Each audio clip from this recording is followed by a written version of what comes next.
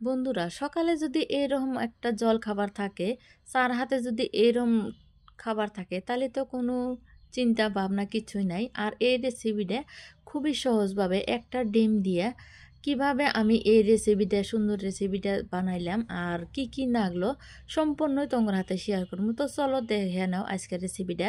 আর তোমার কাছে আশা করছি যে রেসিপিটা তোমরা সম্পূর্ণই দেখবা, একদম ফার্স্টের থেকে লাস্ট পর্যন্ত দেখবা। তো চলো, আমি এখানে মাত্র একটা ডিম নিয়েছি। তো তোমরা চাইলে কম বেশি করে নেওয়া পারো, যার যে পরিমাণে লাগবে ওই পরিমাণ অনুযায়ী ডিম দিলে এলো। তো আমি একটা ডিম দিয়ে বানাবো, যেহেতু আমি কম খরচের মধ্যে বানাবো ওই জন্য একটা ডিম নিলাম। তো একটা ডিম দেওয়ার পরে দিয়ে দিলাম কিছু কাঁচামরিচ কুচি। এখন দিয়ে দিলাম আমি পেঁয়াজ কুচি, পেঁয়াজগুলো ছোট ছোট করে রাখছিলাম ওইনা দিলাম। আর দিয়ে দিলাম টমেটো, টমেটোটাও খুবই ছোট ছোট করে কাইটে নিয়েছি। এখন দিয়ে দিলাম আমি স্বাদ মতো নুন। এখন দিয়ে দিলাম আমি কাঁচা জিরে। আর এই জিরাটা এই জন্য দিলাম যে দাঁতের মধ্যে পুলে জানি সুন্দর একটা ফ্লেভার আসে, তার জন্য দিয়ে দিলাম। আর দিয়ে দিলাম সামান্য কিছু ধনিয়ার পাতা, দিয়ে ভালো করে এটা মাখায় রাখবো, মানে মিক্স করে রাখবো। অনেকক্ষণ সময় মিক্স করলে ভালো হবো, মানে পেঁয়াজগুলো অল্প দলা দলা আছে যাতে একদম একটা একটা হয়ে যায়, ওই অবস্থা করে নিয়ে রাখবো। কিছু সময় মাখানোর পরে এরম হয়ে গেছে। এখন দিয়ে দিলাম আমি বেসন। আর ডিমের পরিবর্তে খালি বেসন দিয়েও কিন্তু বানানো যাবো। আমি যে যে বস্তুগুলো দিলাম ওই বস্তু দিয়ে খালি বেসন দিয়েও ভাজা যাবো। কিন্তু আমি এখানে একটা ডিম দিলাম আর সামান্য পরিমাণে বেসন দিলাম, বেসনের পরিমাণটা কমই দিলাম যেহেতু আমি একটা ডিম দিছি। আর চাইলে বেসনের যদি গোলাটা যদি মানে ঘন হয়ে যায় তাহলে অল্প পানি দিয়ে নিলে এলো। আমি সামান্য পানি দিচ্ছি, পানিটা তো করে দেখাই নাই। তো যাই হোক, সুন্দর একটা ব্যাটার বানিয়ে নিলাম পাতলা করে।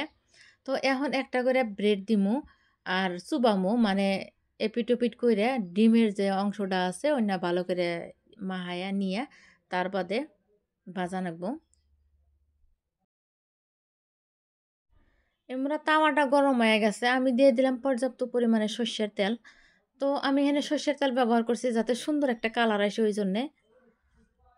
তো এই তাওয়াটা গরম হয়ে গেছে গায়ে, এখন দিয়ে দিলাম আমি ব্রেড। ব্রেড দেওয়ার পরে এই যে টমেটো আর পেঁয়াজ কুচিগুনা যে আছে সুন্দর করে দেনাকবো যাতে সুন্দর দেখা যায়। আর খালি সুন্দরও দেখা যাবে না, যাতে খাতেও ভালো লাগে ওই হিসাবে দেনাকবো।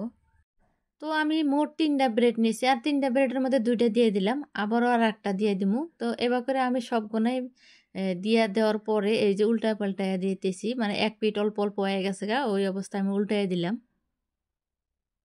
আর এই রেসিপিটা তোমরা কারা কারা খাইছো আমাকে অবশ্যই কমেন্টের মধ্যে জানাবা, কমেন্ট করতে কিন্তু ভুলবা না। হালকা আছে আমি এপিট ওপিট করে ভালো করে বাইজা নিয়েছি, এই যে এরম হয়ে গেছে গা। আরও ভালো করে নিয়ে রাখবো যাতে ডিমের যে একটা কাঁচা গন্ধ আছে ওইটা যাতে না থাকে, আর ভিতরে কিন্তু যাতে কাঁচা না থাকে ওইরকম করে নিয়ে রাখবো। তো আমার সম্পূর্ণ ভাজা হয়ে গেছে গা, এখন আমি একটা প্লেটের মধ্যে নামাই নিতেছি। এই রেসিপিটা বানান খুবই সহজ, যে কেউ বানান পারবো। আর যারা যারা বানান পারো না কিন্তু আমার রেসিপিটা দেখে বানায় খাইয়া দেখো, খুবই ভালো লাগবো।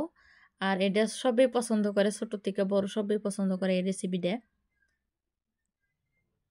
তো বন্ধুরা, আমি এই যে সহজভাবে তোমার হাতে যে এই রেসিপিটা শেয়ার করলাম, এই রেসিপিটা কীরকম হয়েছে কমেন্ট করে অবশ্যই জানাবা।